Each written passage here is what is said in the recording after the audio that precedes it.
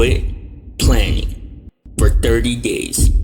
No to-do lists, no calendar, no alarms, no structure whatsoever. I wanted to test if abandoning all control would actually cure my ADHD paralysis or completely ruin my life. And honestly, the result was something nobody on ADHD TikTok is talking about. But I'll get to that. Here's the thing about ADHD paralysis. You know the feeling. You got 17 things to do. Your brain decides all of them are equally urgent and equally impossible. So you do what any reasonable person would do. You scroll your phone for 3 or 4 hours and then you hate yourself. Now, ADHD paralysis, sometimes called executive dysfunction or the freeze response, is a real documented experience where your brain's executive functioning system gets so overwhelmed by competing tasks that you can't start any of them. It's not laziness, it's a traffic jam in your prefrontal cortex. And I had this theory. What if the planning itself, the to-do lists, the color-coded calendars, the rigid hourly schedules, what if all of that was actually causing the paralysis? What if the pressure of structure was the actual problem? I genuinely thought removing all structure might set my brain free, like taking a leash off a dog at the park. Spoiler, I was wrong. But the way I was wrong is actually the most important part of this entire video, so stick with me. Here were the rules. For 30 days, no planner, no to-do lists, no calendar reminders, no alarms except for waking up. I would just vibe. Let my brain do what it wants, live by instinct, channel my inner golden retriever. Week 1 was incredible. And I'm not gonna lie to you because that would ruin the experiment. The first 3 days felt like I'd been released from prison. I woke up when I wanted, I ate when I was hungry, I worked on whatever felt interesting in the moment, and my brain, my beautiful chaotic ADHD brain, felt free. I got more done in those first 3 days than I had in the previous 2 weeks. I was creative, I was productive, and I thought, oh my God, I've cracked the code. Every productivity guru who ever told me to use a planner was wrong. But then day 5 happened. By day 5, 6, 7, 8, 9, 10, things started getting weird. By week 2, I had completely lost track of what day it was. Not in a fun vacation way, in a, is it Tuesday or Saturday? Why does it matter? Nothing is real anymore kind of way. I missed a deadline. Then I forgot about a meeting. Then I realized I hadn't responded to an email from 6 days ago that was actually kind of important. And here's the thing about ADHD that nobody warns you about.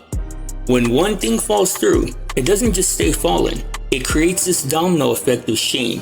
You feel bad about missing that thing, which makes you avoid other things, which makes more things fall through, which makes you feel worse. It's a spiral, and it feeds itself.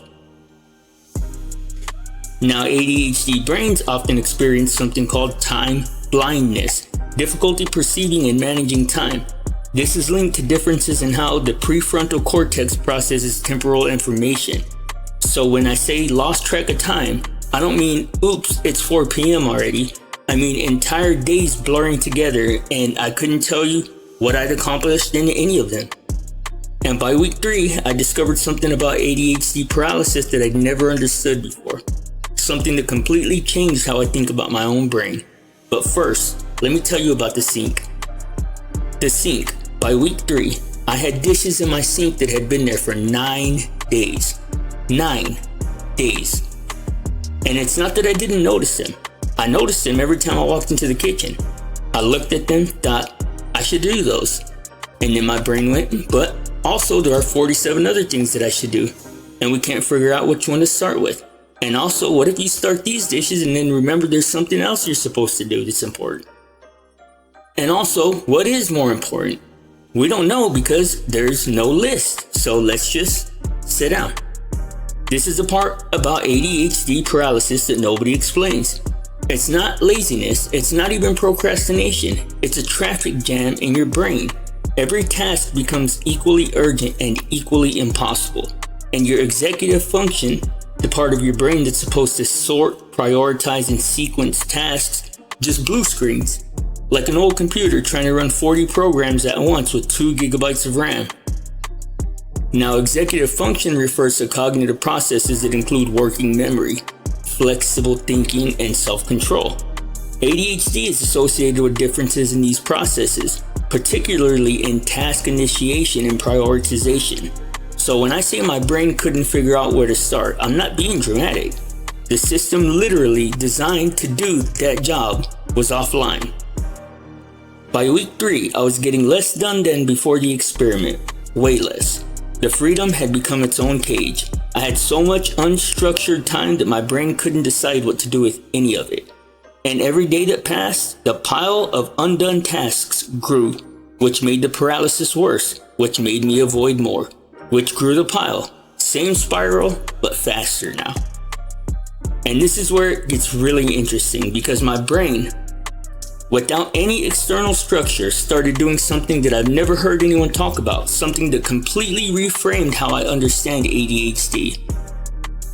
By week 4, I was creating my own structure, but not good structure, not healthy structure, chaotic, desperate survival mode structure. I was setting mental deadlines that I'd immediately break. I was creating to-do lists in my head that I'd forgotten within minutes. I was trying to remember appointments through pure vibrification. That's not a word, but you know what I mean. My brain was desperate for a system, but because I'd removed all the external scaffolding, it was trying to build scaffolding out of wet newspaper. And every time it collapsed, the paralysis got worse.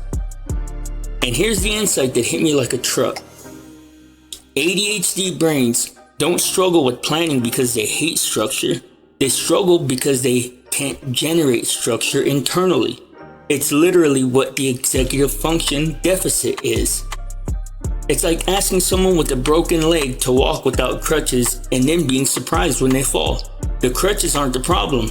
The broken leg is the problem. And removing the crutches doesn't heal the leg. It just makes the fall worse and adds a concussion to the existing fracture. Now, research suggests ADHD involves differences in the brain's dopamine system, which affects motivation, reward processing, and the ability to self-regulate attention and behavior. External structure, planners, reminders, visual cues, help compensate for those internal regulation differences. It's not a crutch that makes you weak, it's an accessibility tool that lets your brain do what it's actually capable of doing. So by day 30, I had my answer, but it wasn't the answer that I'd expected. Day 30, the experiment was over. And here's what I had learned. Abandoning structure did not cure my ADHD paralysis. It made it catastrophically worse. The first 3 days of freedom were real, but they were real because I still had momentum from the structure that I'd had before the experiment. Once the momentum ran out, I was in free fall. The thing nobody tells you about ADHD is that structure isn't a cage, it's a wheelchair ramp. You need it not because you're lazy or broken, but because your brain processes the world differently. And trying to force it to work like a neurotypical brain, either by overstructuring to the point of rigidity or by abandoning structure entirely, both of those approaches fail. For the same reason, they ignore how your brain actually works. What actually works is flexible structure, a system that gives your brain enough scaffolding to function, but enough flexibility to not trigger demand avoidance. Something that works with your ADHD brain instead of against it. And this is literally why I made my very first ADHD planner. Yes, I'm going there, because after this experiment, I couldn't go back to the neurotypical planners. The one with rigid hourly grids and intimidating layouts that made me feel like a failure every time I missed a time block. So I designed one that actually works for ADHD brains. Flexible daily pages instead of punishing hourly schedules. Dopamine-driven task prioritization. You rank tasks by what your brain actually has energy for, not by what looks most impressive. Visual time blocking that doesn't collapse when your day shifts, and gentle accountability that keeps you on track without triggering the shame spiral. If you've been stuck in that paralysis cycle, the one where you know you need structure but every planner you've tried makes you feel worse, I built this for you. And the link's in the description. And look, I'm not going to pretend like this experiment was clean science, cause it was just one person, 30 days, and a lot of dirty dishes. But the takeaway is real. Your ADHD brain doesn't need less structure, it needs better structure. If this video helped you understand your brain a little bit better, hit subscribe because I've got a lot more experiments coming, including one involving excessive caffeine that, honestly, let's just say it ended with me rearranging my entire furniture at 3 a.m. and I might have cried a bit. But that's gonna do it for today. I'm Blizzy Blind, and I will see you guys next time.